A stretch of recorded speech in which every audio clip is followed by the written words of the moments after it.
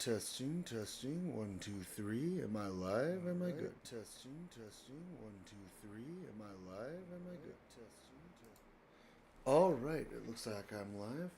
So, as the title says, today I'm going to be going over the Piece TCG Learn Together deck set. Now, this was a series of 3 decks released with some other stuff like a playmat, all that. I have opened the box already, and I've even opened some of the decks. I haven't looked at them too much because I'm going to go over that here. So unfortunately, I don't have the mat on me or any of that. But I do have the decks. Now, I think I'm going to go in order from Zoro to Luffy over here. So, going to be starting off with Zoro. Also, apologies if the camera quality is not as good today. I was having some issues with Video Ninja, but yeah, unfortunately, I appear to be working with what I'm working with. All right, so this one we do have sleeved, but it is Zoro. Now, fun fact, Zoro is actually one of the most meta decks right now.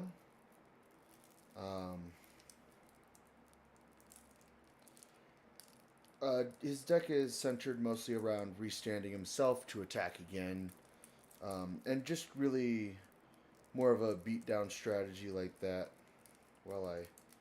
As I try to explain, while I struggle to get this plastic film off.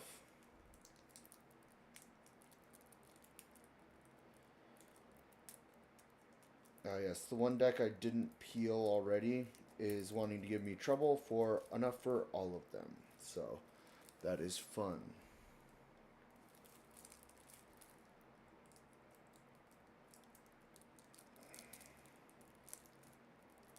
Alright, let's just go from the top. I know I'm supposed to peel the sides and peel it off that way, but that does not seem to be wanting to work, so gotta do what I gotta do.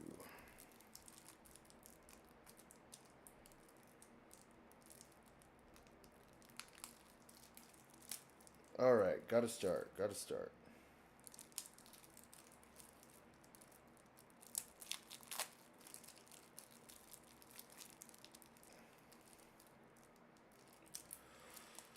It's really wanting to give me trouble today. There we go. Got it free. Now I just must return my gloves.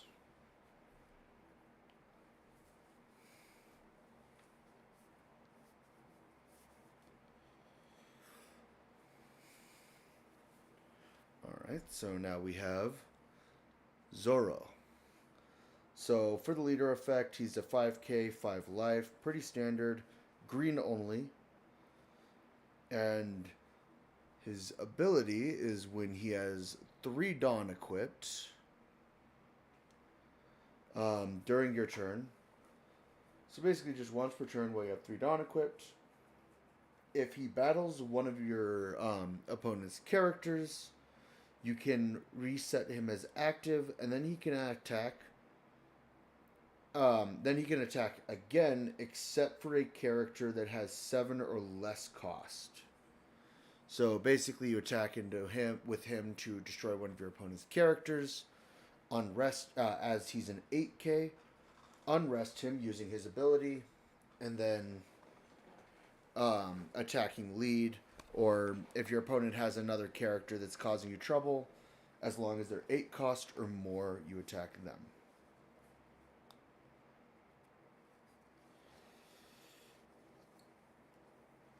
Now, one thing I did notice going through last time, they have these decks really badly put together. Like it looks like it's one-ofs, but it's not. They have the cards once, and then after you go through all of them, you have them again. So I'm just going to go over them once, and once I reach the first card in the recycle, I'm just going to end that there. So first off, We have Kozuki Hiyori, 1 cost, 1K encounter. I don't know if you can see that.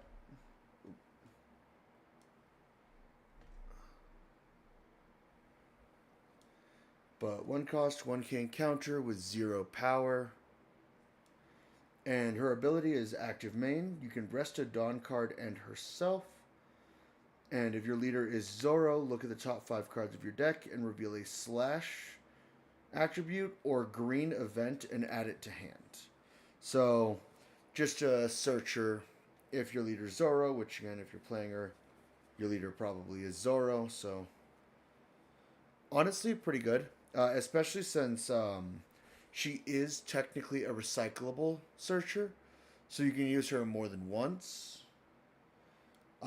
As long as you can protect her, that is. But next up, we have Koshiro. 2 cost, 1K encounter, and 1K power. With the effect that if your slash attribute character with a cost of 5 or less, other than this card, would be KO'd by your opponent's card effect, you can rest this card instead. And it also has blocker. So you can use it to keep your Hiyori alive, or if someone's going to KO one of your Zoros or other slash characters, as long as the cost is 5 or less, you can protect them from that effect KO. Next up, we have Kinemon. Or no, Kawamatsu. This one's Kawamatsu. 5 cost, 6K. And probably can't see it, but 2K encounter with no effect. So he is a slash character, so he can be protected by Koshiro, though. So that's definitely good. Next up, we have Kinemon. 6 cost, 8K, so another swinger. Only 1K encounter on him with no effect. And since he's 6 cost, he's no longer protectable by by Koshiro. But higher costs tend to be harder to KO. Next up, we have the reason Zoro is meta. Is Luffy is the man who will be king of the pirates. The king of pirates. 3 cost event. That just says set your Roronoa Zoro leader as active. So you swing with 8K, rest 3 Dawn, unrest him, swing with 8K into another character, and then use his ability to unrest himself and then swing into your opponent's leader once again. It also has a trigger effect that one of your leader or character cards gains 1,000 power that turn, which probably not going to use that because you want the played effect. Still pretty good. Next up, we have Ryuma. 4 cost, 6K, and he has an on-play and a KO. So he has an on-play and KO that basically says KO one of your opponent's rested characters with a cost of 4 or less.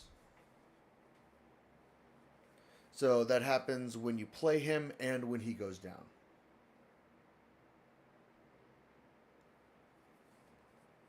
Next up, we have Nekomamushi. 6 costs, 7K. 2K encounter as well, so definitely pretty good. He has less power than the other 6 cost in the deck, but having that 2K in power, I would say makes him a little more important than Kinemon. Alright. Next up, we have Roronoa Zoro. 4 cost, 5K. 1K encounter. And has the effect that if this card in your hand cannot be played by effects. And if your leader has slash attribute, this character cannot be KO'd in battle by slash attribute cards and gains 1,000 power. So if your leader has slash, so like Zoro, he becomes a permanent 6K and cannot be KO'd by in battle with other slash cards. Next up, we have Shimotsuki Kozaburo. I hope I pronounced that right. 3 cost, 2k in power and encounter, and has an on play to rest one of your opponent's characters with a cost of 2 or less, then KO a rested character with a cost of 1 or less. So let's say your opponent has a 2 cost blocker and let's say Kozuki Momonosuke. It will rest your opponent's 2 cost blocker and KO the Kozuki Momonosuke, the 1 cost searcher from the Yamato deck. Next up, we have the Billionfold World Tricolicism. Tricoliacism. 1 cost event, so starting off good. Counter event. And one of your leader character cards gains 2,000 power during this battle. Then if you have 8 or more rested cards, this card gains an additional 2,000. So Dawn counts towards that. So basically any cards on your field rested, if you have 8 or more of them, it's a plus 4,000.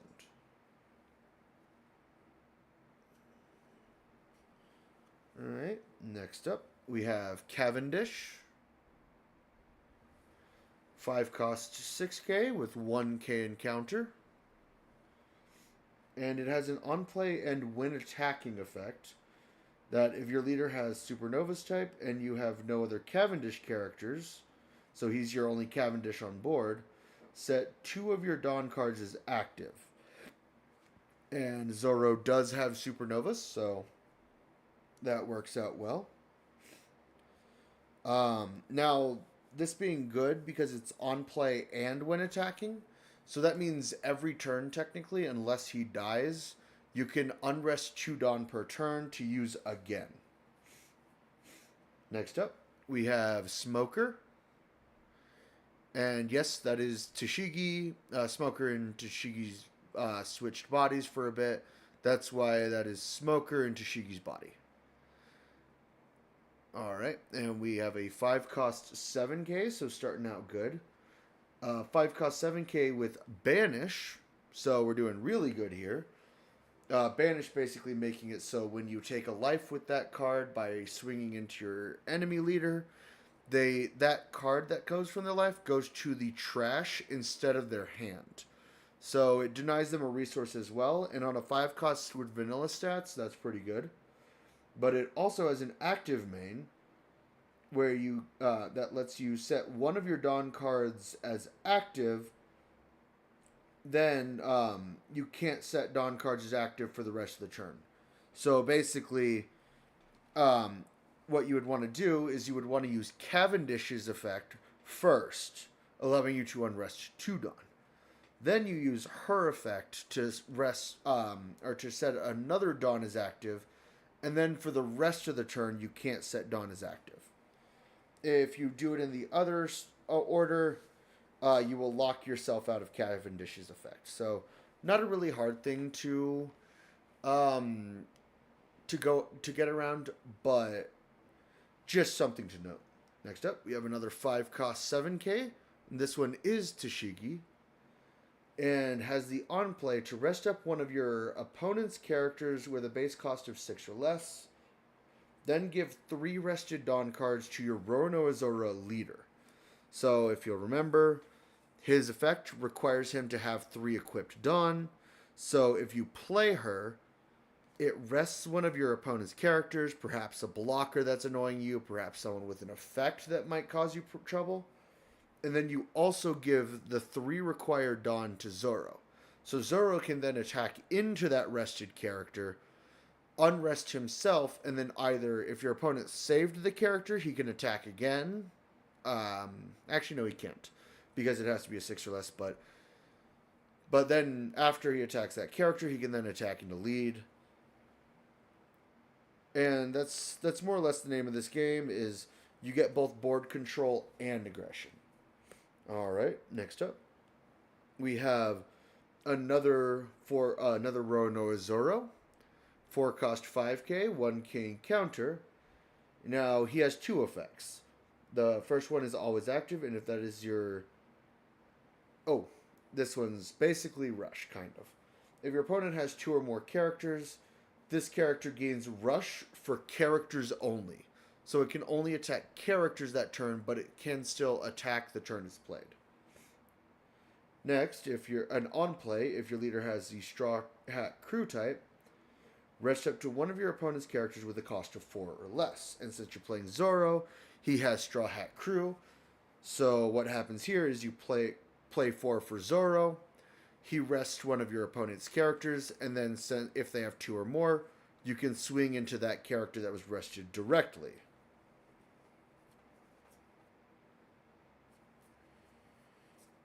Alright. And it looks like that is it for the deck. The rest of these cards are just repeats of the other ones. One thing I did notice about this deck is that I actually do kind of like.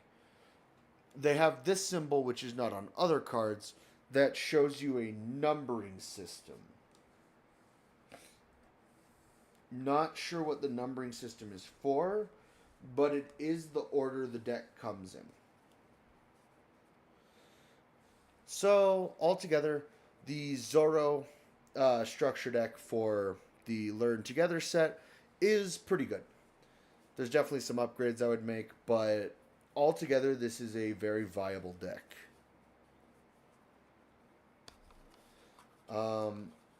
Nothing really more to say about that. It's, as I said, it's one of the most meta decks, so I don't really pay attention much to it.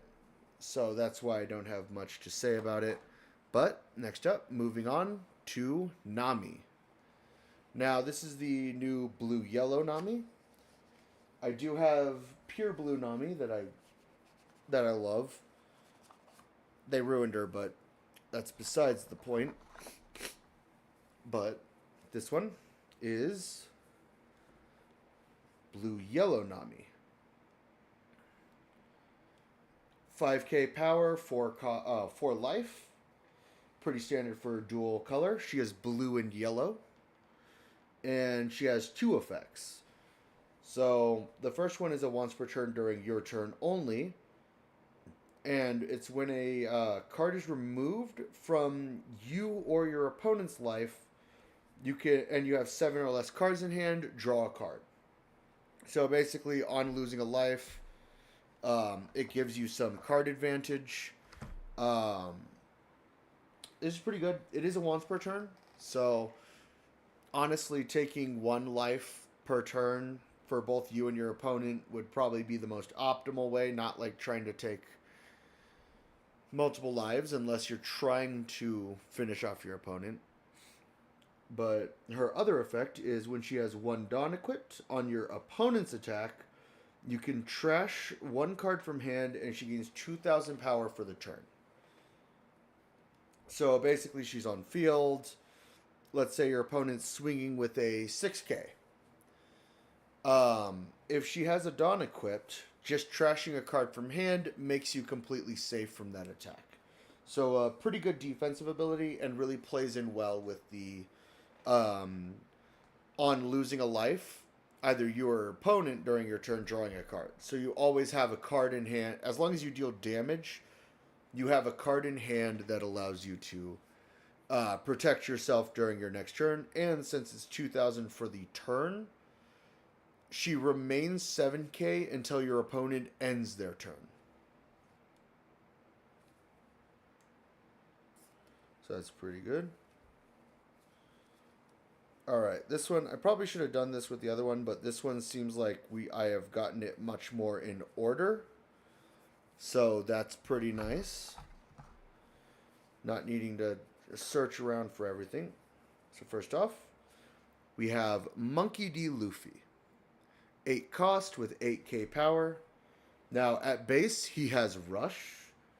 And when attacking, you can trash a card from hand and return a character with a cost of 4 or less to the owner's hand, and then give a Rested Dawn card to one of your leader, or one of your characters. So when he attacks, which he has Rust, so he can attack from the first turn, you swing with him, return a character to hand. Now it can be one of yours or one of your opponents, as long as they have a cost of 4 or less.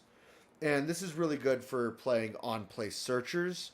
You swing with him, return the searcher to hand. You can play the searcher again next turn. You swing with him next turn, return the searcher to hand, play the searcher. And every time, he gives the one required Dawn for your leader's effect to your leader. So that's certainly very good.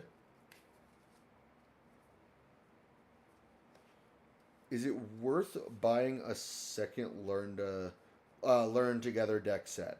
Probably not, honestly. But moving on. Next up, we have Charlotte Chiffon. 5 cost 6k with 2k encounter. No effect, but 2k that can also be used as a swinger is usually, as a attacker is usually pretty good. Not playing that type of game here. But nothing really much to say about her, but she's alright.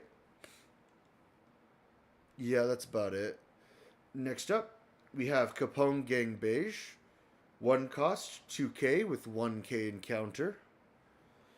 And he has an on-play effect where you look at the top 4 cards of your deck, reveal up to 1 Fire Tank Pirates or Straw Hat Crew type card with a cost of 2 or more and add it to hand. So basically that locks you out of grabbing another copy of himself without actually saying another copy of Capone Gang.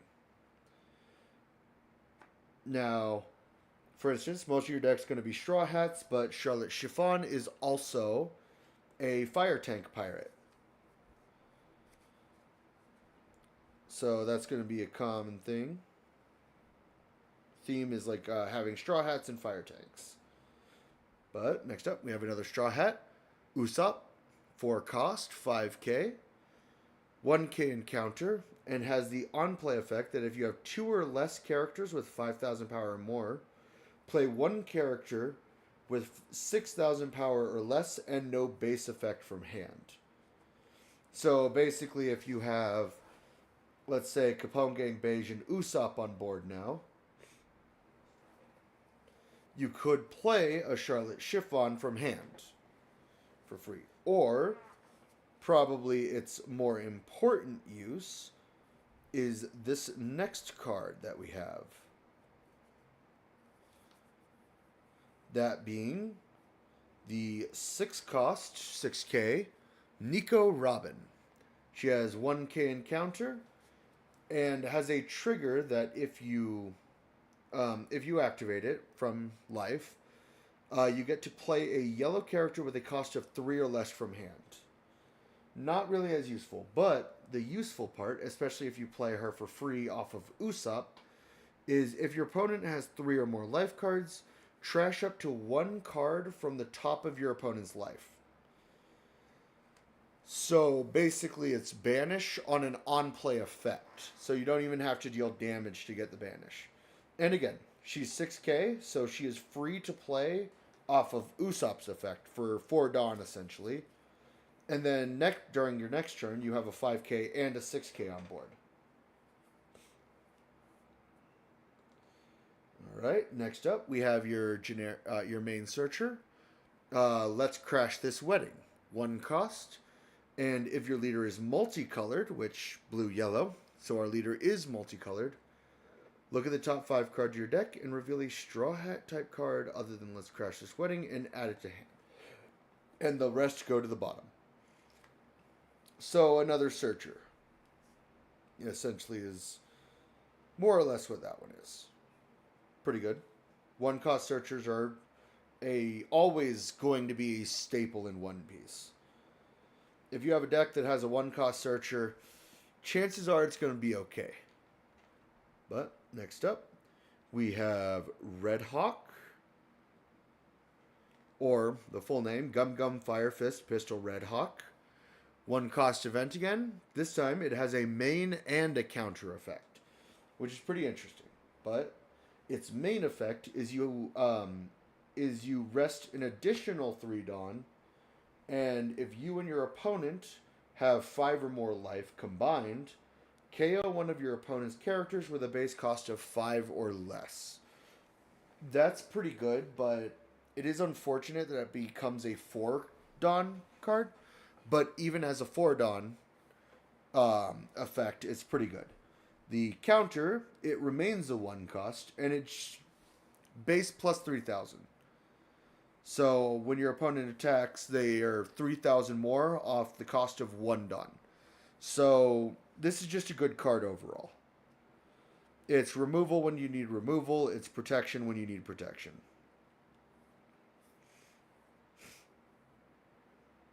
Next up, we have Brook. 3 cost, 4K with 1K encounter. Oh, this is looking so blurry. He's a blocker, so that's a good start. Also, on play, you get to place a character with a base cost of 1 at the bottom of the owner's deck. So let's say you play Capone Gang Beige and you kind of want to cycle him back in again. You could do that. Or if your opponent, again, hate to pick on Kozuki Momonosuke, but if your opponent has the 1 cost Kozuki, you play him. Kozuki is now on the bottom of your opponent's deck, and they lost their repeating searcher. So pretty good. 3 cost for a blocker is expensive, but you have the on play to balance that out. So also a really good card. Next up, we have Nami herself. 1 cost, 1K. 2K encounter though, so that's pretty good. And with an on play that if you have 3 or less cards in your hand, return one of your opponent's characters with a cost of 3 or less to the owner's hand.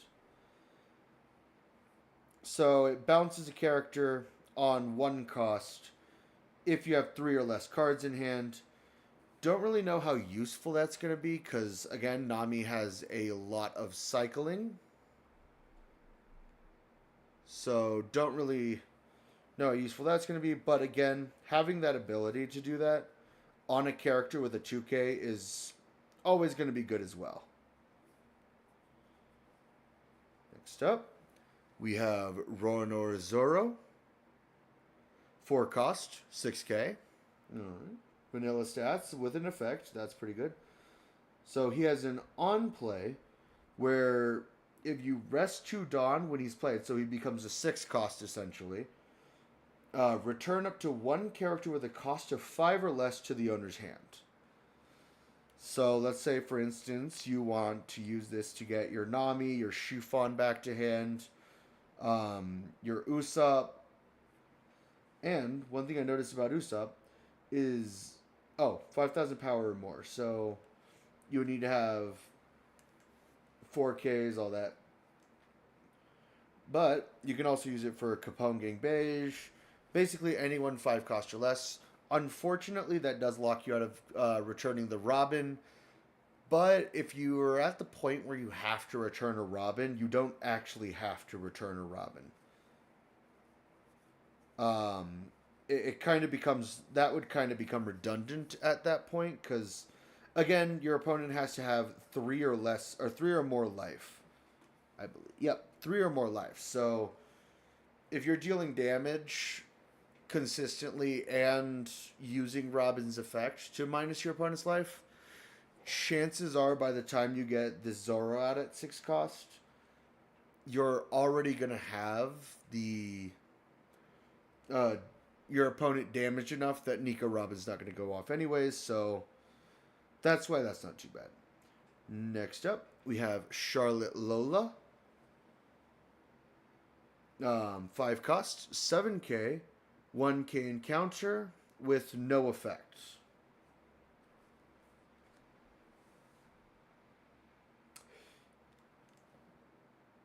She's just kind of unfortunate. This is probably the worst card in the deck. I still have a few to look through, but this is probably going to be it. She can't be played off of Usopp. She has 1K encounter instead of 2K.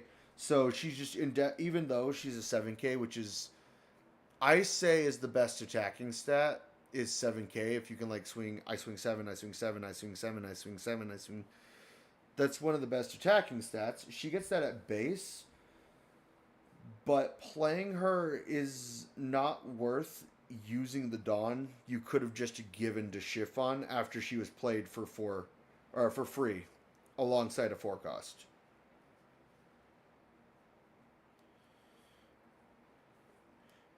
All right. So yeah, definitely the worst card in the deck so far. But next up we have Charlotte Chiffon. Oops, I mean Tony Chopper. Tony's Blue Chiffon. 5 cost, 6K, can be played off of Usopp. 2K encounter. Yeah, he is Blue Chiffon. That's it. Um, I guess something interesting is that he's an animal as well. There's a few support cards for that. But yeah, other than that, Blue Chiffon. And he can only be he's the only one out of the two of them that can be searched through Let's Crash the Wedding, but he can also be searched through Capone Gang Beige. So I guess he's slightly better than Chiffon based solely on the fact that Let's Crash This Wedding can search him. But yep, I nothing else to say about that. Next up, we have Monkey D. Luffy. 5 costs, 7K. Another one that can't be searched with Usopp.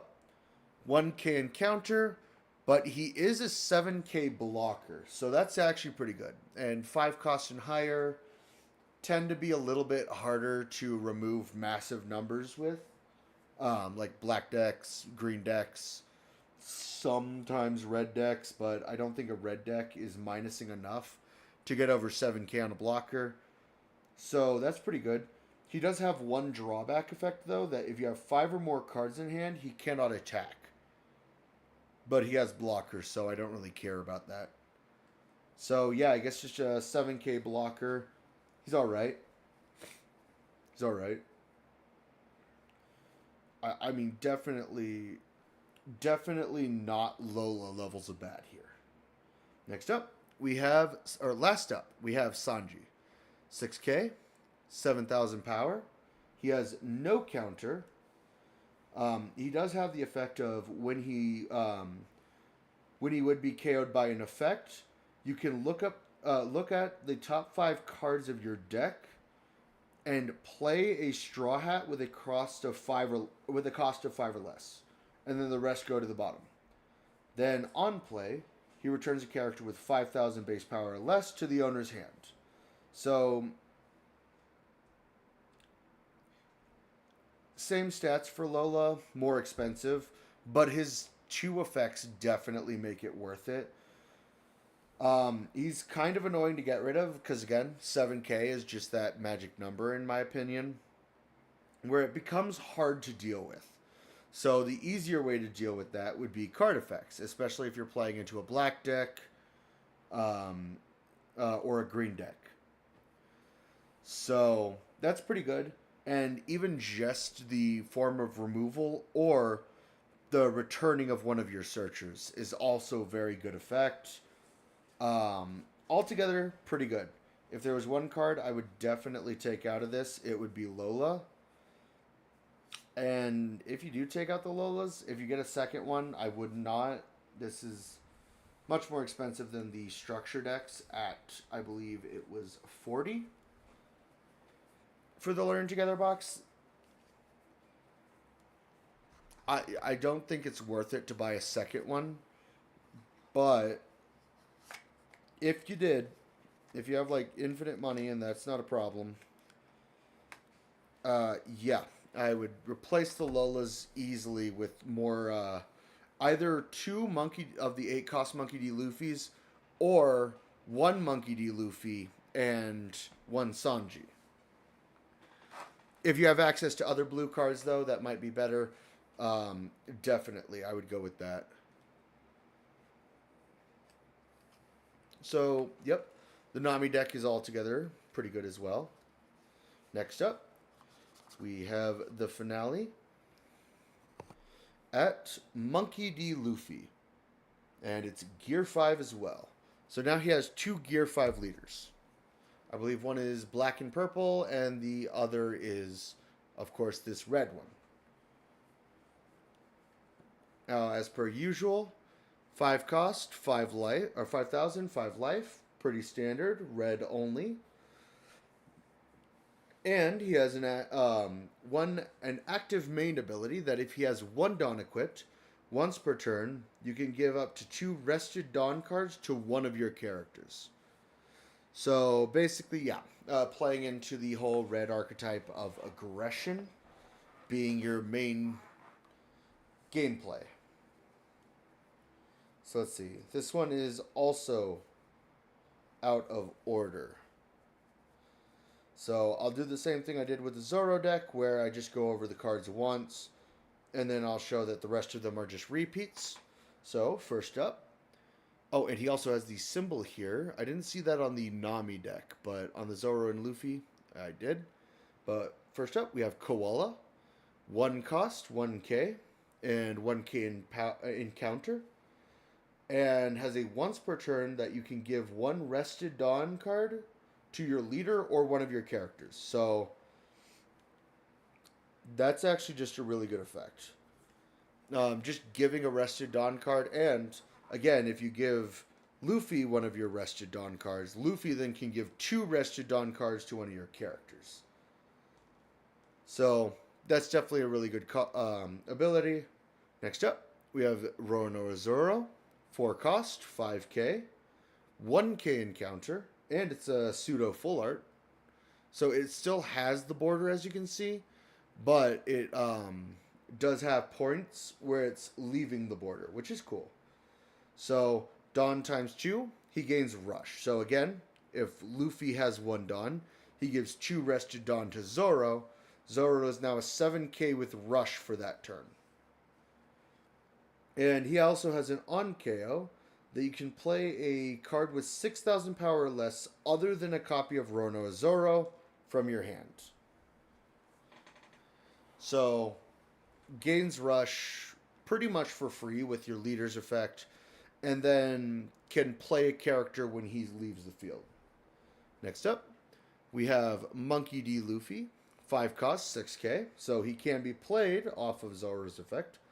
Now, he at base has Rush. I don't know if you can see it, but let you know he does have Rush. And he has an effect when attacking to give 1 rested Dawn card to your leader or one of your characters. So again, you play him, swing with him, give 1 Dawn to your leader. That gives 2 Dawn to maybe Zoro, swing with Zoro. Maybe this is a 9 Dawn turn that you're just sitting on, so another good effect, 3 in a row. We got cool. Next up, we have Usopp. 5 cost, 6k power, with 2k encounter and no base effect.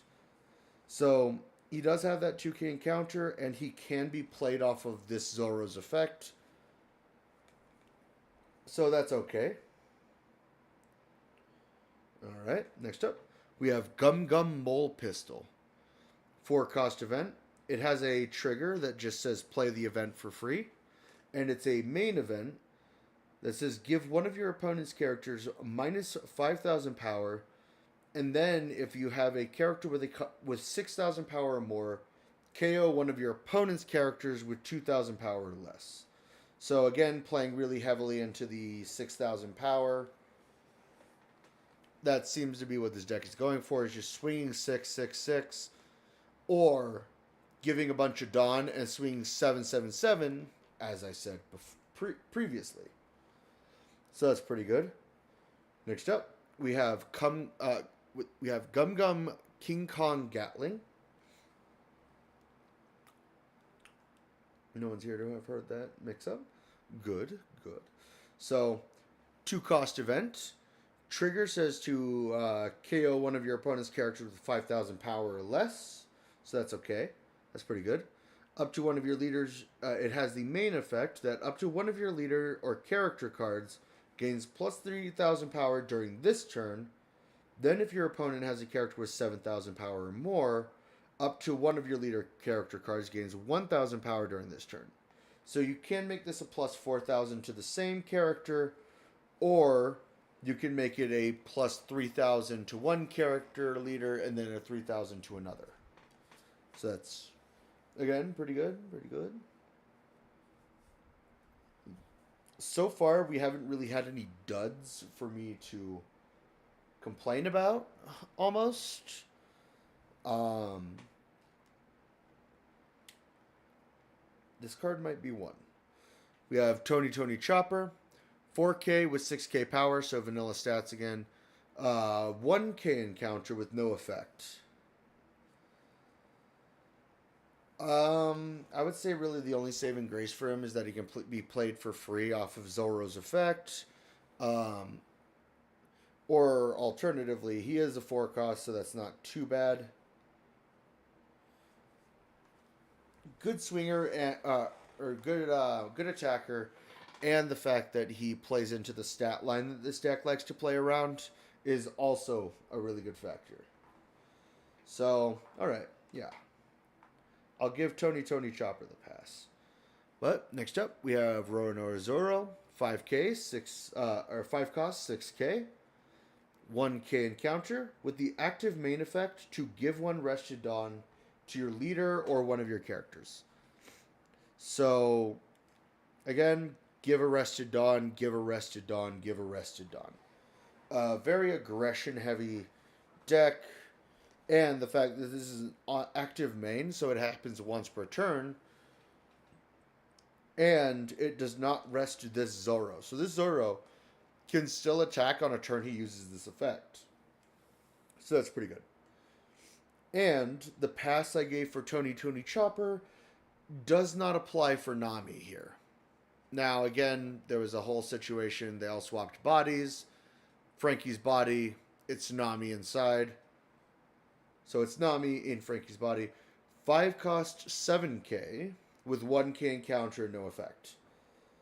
He can't be played for free. He has only 1K encounter. And honestly, yeah, nothing I can say about this. He's not too expensive to be completely useless, but he's definitely not useful. There's definitely better cards that can be used in his place. Next up, we have Sanji. 2 cost, 3K. He gains 2K encounter and has an on-play effect that you can select one of your Straw Hat type crew with 6,000 power or more. If the selected character attacks this turn, your opponent cannot activate blocker.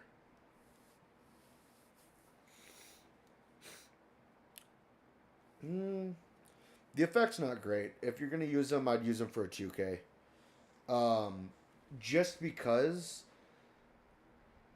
saying your opponent basically can't block one attack is just like saying, okay, I'll just block the next one.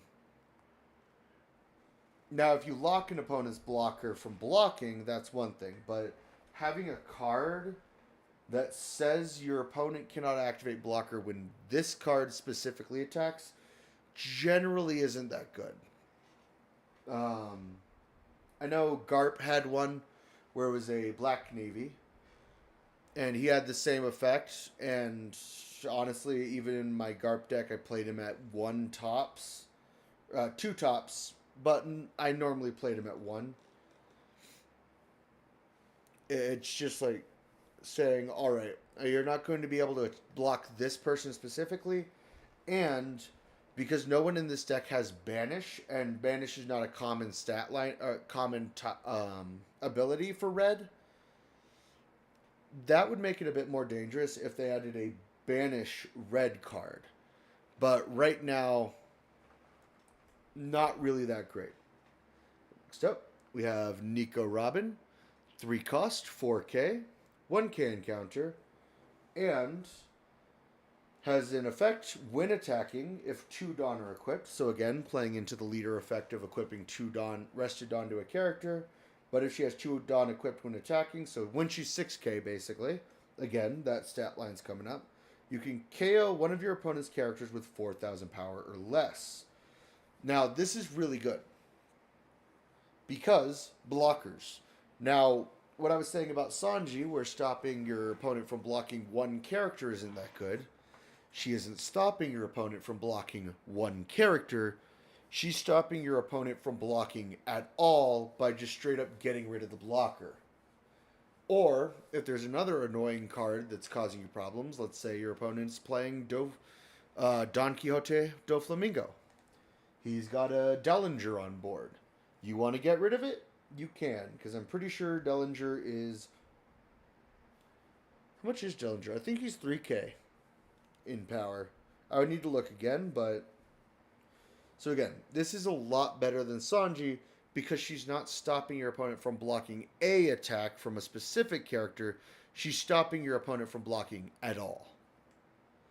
Alright, next up, we have Nami. 1 cost, 2K, 1K encounter. And she is your searcher. Just on play, look at the top 5, reveal a straw hat, and add it to hand. Really simple, see them all the time. But yep, she's your 1 cost searcher for this deck. Alright. Next up, we have Divine Departure. I believe this card was banned at a time. I don't know if it still is or not. But I'm pretty sure this card was banned. And you might see why. It is a 1 cost event with both a main and counter effect. Its counter effect is one of your leaders gains 3,000 power during this turn. We've heard that before. That's not too special. If you make it a 6 cost card during your turn, you KO up to one of your opponent's characters with 8,000 power or less.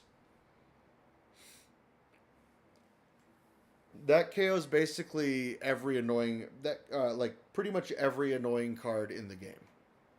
And if you have any attack minusing, it can get rid of pretty much anything in the game. Minus 4,000 power from a minus 4,000 power from a 10 cost, which are typically 12k, you can KO it with Divine Departure. As long as you have 6 Dawn remaining. And I do believe that's why it was banned. It was just too good. Next up, we have Silver's Rayleigh. 5 costs, 6k. 1k encounter. He has Blocker and an on-play that if your opponent has 2 or more character cards with a base power of 5,000 or more, draw 2, trash 1 from hand. So it's basically a draw 1. But it's a draw 2 if you have a card in hand you don't want. Play him. Draw 2. Trash the card you don't want from hand. And you're good to go. Alright. And it looks like this next card is our last card. We have Tony Chopper in Sanji's body. 4 cost, 4k. He does have 2k encounter though. And he has Blocker, as well as the effect that during your opponent's turn, he gains 2,000 power. So he becomes a 6k blocker during your opponent's turn. That's pretty good. It's pretty good. I will definitely say, the worst 2 cards in this deck are Sanji and Nami, in my opinion. Now again, I could be proven wrong. As I said, the only way I would see or think that I was wrong about Sanji is if there is a red card that is actually playable in this deck. So probably like a Straw Hat with Banish. And there's an 8 cost with Banish. But again, 6,000 power or more. Oh, actually, I might actually take it back. There's an 8 cost red Monkey D. Luffy with Banish. So if you have that in this deck, or if you run that in this deck, I can see Sanji being somewhat useful. But that's about it for these 3 decks. I do have one more thing to show off. Now, I don't know if anyone saw my Twitter. I don't think I put it on here. I do have X, unfortunately. But on that, I posted that set 2 of Hololive OCG EN came out. That set being Quintet Spectrum. I had to check real quick, my bad. And, exciting news, we have Mori Calliope. Now, out of what I've got, I did manage to basically build the entire deck. Of course, we have the second Mori Calliopes. We have the firsts, the debuts.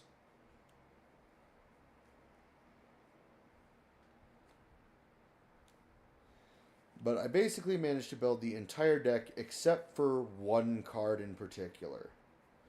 And that card being the Oshi card for the deck. So basically the only card I need to complete the deck is the one I didn't get. And I actually did get a full art Ninomai in Ice Buzz.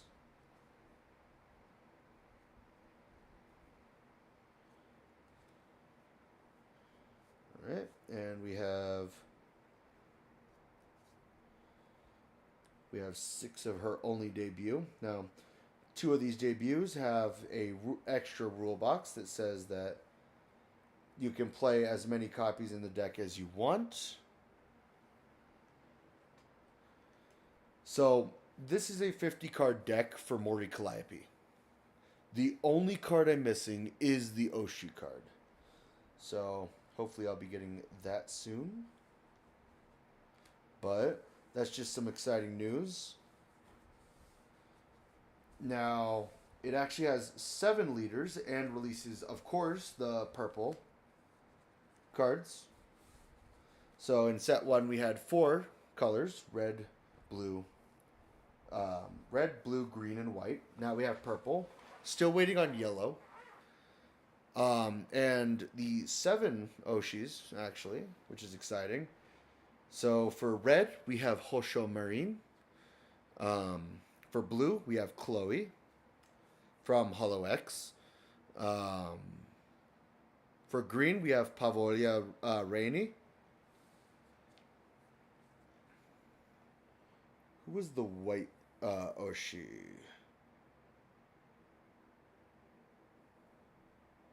Well, for purple, we have, of course, Mori Calliope, Shion. I don't remember. I don't know some of these, unfortunately, but Shion and Kuroseki Oli. I believe it's Kuroseki Oli, but Oli. Who was the white? I will need to get back with you on the white, but so that's my exciting bit of news. Less exciting is that I didn't get the Oshi card, but I will definitely be looking for that still. That's probably going to do it for today's stream.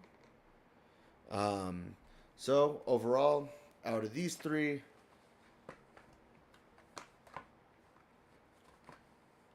they're all pretty good decks. I would definitely say at base with this, I would choose the Nami, honestly. Over these 2. Just because I think she has the better collection of cards. Not to say that these 2 are bad decks at all. And hope you guys enjoyed, and I'll see you later.